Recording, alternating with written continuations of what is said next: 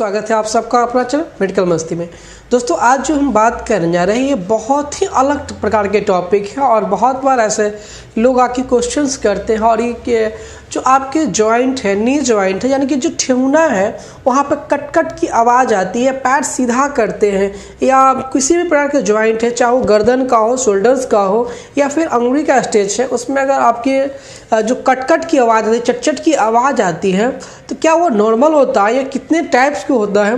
क्या इससे आपको डॉक्टर्स की सलाह लेनी चाहिए या किन कारणों से हो रहा है, इसके पीछे रीज़न क्या है, क्या फ्यूचर में इससे नुकसान होगा, इन सारे तथ्यों में बात करूंगा। दोस्तों ये जो कट करती है चाहे वो रिस्ट ज्वाइंट ही क्यों ना हो, लेकिन सारे तथ्य पर हम बात करेंगे तो मैं कहूँगा कि इस वीडियो को पूरा देखें ताकि एक एक जानकारी, इससे घबराने की क्या क्या बातें हैं उन सारे तथ्य से बताऊंगा, क्योंकि ये वीडियो जब देखते हैं तो आपको घबराने की जरूरत नहीं है। ये नॉर्मल होता है या एबनॉर्मल होता है, क्या फ्यूचर इससे नुकसान हुआ कि नहीं, इन सारे तथ्यों में बात करूंगा। तो आइए, जब आप चलते हैं ना तो चलते हैं या पोस्चर चेंज करते हैं, यानी कि इस करवट में सोए हुए हैं, अगर आप इस करवट में होते हैं या फिर जब उंगलियां बजाते हैं, उंगलियां चटकाते हैं तो इस तरह से जो आवाज़ आता है उसको हम लोग मेडिकल वर्ड में क्रेपिटस कहते हैं। दोस्तों ये क्रेपिटस क्यों होता है? देखिए क्रेपिटस होने के कारण से जब आप बहुत देर तक बैठते रहते हैं और बैठने के बाद अगर आप चलते हैं या फिर बहुत ज़्यादा ज़ोर से एक्सरसाइज करते हैं या फिर बहुत ज़्यादा हंफी लेते हैं तो ये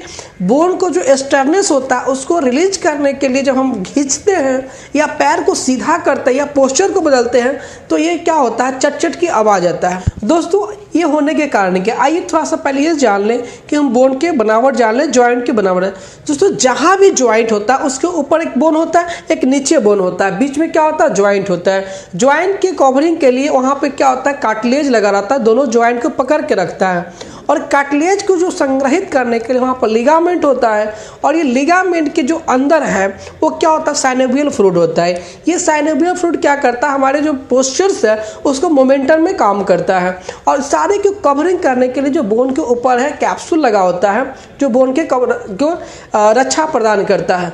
ऐसा नहीं कि मेल में होता है दोस्तों, मेल एंड फीमेल दोनों में होता है और आमतौर पर देखा जाए तो ज़्यादातर जो है 60 साल की बाद यानी जो बुजुर्ग होते हैं उनमें होता है। लेकिन आजकल के दौर में बोन इतना वीक होता जा रहा है लोगों का, ये जहाँ तक देखने को मिल रही है कि आप यंग अवस्था में भी मिल रहा है, प्री मैच्योर एज में भी ऐसा देखने को मिला जा रहा है। दोस्तों अब जानते हैं कि क्रेपिटस जो होता है वो क्रेपिटस कितने टाइप्स का होता है। दोस्तों जो क्रेपिटस जो हमारा होता है वो मुख्यतः 4 टाइप्स का होता है, जिसमें नंबर 1 आता है बोन क्रेपिटस। दोस्तों बोन क्रेपिटस बोले तो बोन क्रेपिटस में अगर आपकी बोन से यानी कि जॉइंट से यानी कि हड्डी से जब आवाज़ आ रही है, चट की आवाज़ आ रही है, जिससे हम लोग बोन क्रेपिटस के नाम से जानते हैं। दोस्तों दूसरी बात करें तो क्रेपिटस ऑफ वर्साइटिस बोले तो आपके जो बोन के बगल में छोटे छोटे सेक लगे होते हैं, अगर उसमें से किसी भी प्रकार के चट की आवाज़ आती है तो उसको हम ब्रोंटाइटिस बोलते हैं, क्रेपिटस ऑफ ब्रोंटाइटिस बोलते हैं। दूसरी बात करें हम तो दूसरा होता है जॉइंट क्रेपिटस। दोस्तों जॉइंट क्रेपिटस की बात करें, अगर आपके जॉइंट से चट की आवाज़ आता है तो उसको जॉइंट क्रेपिटस कहते हैं, यानी कि दोनों बोन के बीच में जो जॉइंट्स होती है अगर वहाँ से जैसे पैर को आप जोर से धक्का मारे तो क्या करता है, चट से आवाज़ कर रहे हैं, यानी कि पैर को मोड़े हुए और अचानक से पैर उठाते हैं तो भी आपको ये आवाज़ चट की आती है, तो इसको हम लोग जॉइंट क्रेपिटस कहते हैं। दोस्तों चौथा और सबसे आखिरी जो होता है क्रेपिटस ऑफ टेनोसाइनोवाइटिस। दोस्तों इसमें जो सिनोवियल फ्रूट्स होते हैं वो सिनोवियल फ्रूट्स में इन्फेक्शंस हो जाता है और किसी भी कारण बस इन्फेक्शंस होगा तो स्वाभाविक से जो वहाँ पर स्वेलिंग होगा, तो ये स्वेलिंग जब आप पैर सीधा करते हैं तो वहाँ पर भी दर्द होता है। दोस्तों जैसा कि हमने आपको पहले बताया, जो बोन के अंदर जो आपका साइनोवियल फ्लूइड होता है अगर उसमें किसी भी प्रकार के अगर नाइट्रोजस बॉवेल्स बन जाता है तो नाइट्रोजन जब रिलीज होता है तो कार्टिलेज में आकर जम जाता है। जब कार्टिलेज में जमेगा तो स्वाभाविक सी चीज़ है, जब आप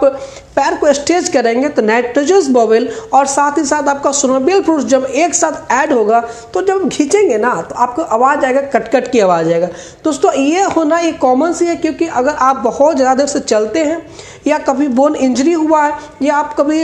प्लास्टर हुआ है, अगर टूट फूट गया है तो इसकी वजह से भी होता है। अगर सही से नहीं जुटा हो तो भी इसके कांस भी ऐसे आते हैं। दोस्तों विज्ञान ऐसा मानती है कि नाइट्रोजनियस पदार्थ और आपका सोलोबियल फ्लूइड अगर दोनों एक साथ अगर मूव करती है तो भी आपको ऐसे चटचट की आवाज़ आएगी। दोस्तों एक आवाज़ आने के ये भी कारण हो सकता है कि आपका जो अंदर लिगामेंट है, टेंडेंस है, अगर दोनों एक जगह टकराती है और उसमें किसी भी प्रकार का फ्लूइड्स अगर ऐड हो जाती है तो भी आपको ऐसे चटचट की आवाज़ आती है कि ये लिगामेंट से आ रही है, टेंडेंस से आ रही है, या जॉइंट से आ रहा है, या स्वेलिंग के कारण आ रहा है। तो इन सारे को ध्यान देने योग्य बात यह है कि अगर आपको लिगामेंट में इंजरी हुई है और लिगामेंट में इंजरी के बाद अगर उसका सही से हीलिंग नहीं हो रही है और वो पेन के साथ साथ स्वेलिंग भी आ रही है तो आपको डॉक्टर से दिखाने की ज़रूरत है। मगर ऐसा कुछ कारण नहीं है और आपको चटचट की आवाज़ आ रहा है, आप उंगली बजा रहे हैं, बज रहा, अपने फिंगर्स बजा रहे हैं, बज रहा, आपकी जो नी ज्वाइंट है उसको बजा रहे हैं तो बज रहा है, तो इससे किसी भी प्रकार की बीमारी नहीं होता है,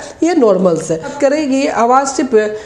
नी ज्वाइंट से नहीं आती, आपके शोल्डर से भी आती है, आपके नेक से भी आती है। तो अगर इस तरह से आवाज़ आ रही है, उससे पेन नहीं हो रहा है, स्वेलिंग नहीं है, तो इसे नॉर्मल है, इससे कोई बड़ी बीमारी होने की कोई संभावना नहीं है। आपके ज्वाइंट अगर टेढ़ा मेढ़ा भी हो गया है तो भी आपको चटचट की आवाज़ आती है। दोस्तों अभी भी समझिए, अगर ज्वाइंट आपका टेढ़ा मेढ़ा है, बोन क्रिप्टस हो, ज्वाइंट क्रिप्टस हो, लिगामेंट का हो, तभी ऐसा होता है। दूसरी बात करें, अगर आपका ज्वाइंट डिसलोकेशन हो गया, यानी कि जो ये पॉइंट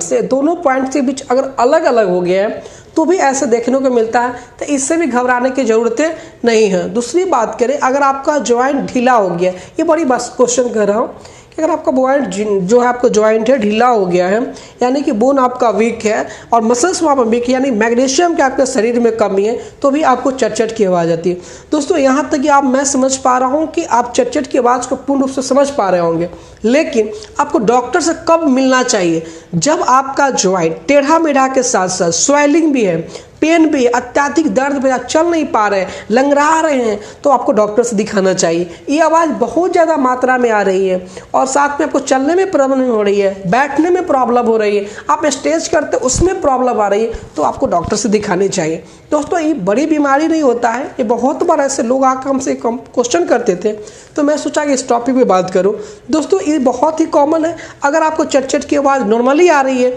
इससे कोई बीमारी होने की खतरा नहीं है, ये नॉर्मल है। दोस्तों अगर चटचट कट की आवाज़ में ये वीडियो समझने में आपको हेल्प करता तो मैं चाहूँगा इस वीडियो को शेयर करें ताकि और सारे लोग